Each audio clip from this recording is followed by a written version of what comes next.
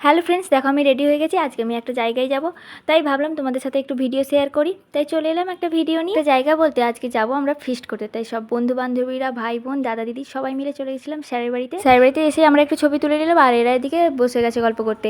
আর অন্যদিকে তারা সবাই রান্না করে চলছে। আমরা কিন্তু রান্না করিনি। আমরা কিছুক্ষণ পরে সবাই খেতে বসে গেছিলাম। প্রথমেই পাতা দিয়ে দিলা, তারপরে দিয়ে দিল আলু ভাজা। বাতাসে তো আমার পাতা পুরো উড়েই চলে যাচ্ছে। তারপরে দেখো পুরো গরম গরম ভাত আর ডাল দিয়ে আলু ভাজা দিয়ে একটু ভাত খেয়ে নিলাম। তারপরেই দেখো চলে এলো একদম গরম গরম ঝাল ঝাল চিকেন কষা। মাংসটা তো বেশ ভালোই গরম ছিল, রান্নাটা দারুণ হয়েছিল। এই দেখো মাংসের আলুটা তো একদম খুব ভালোভাবে সিদ্ধ হয়েছিল।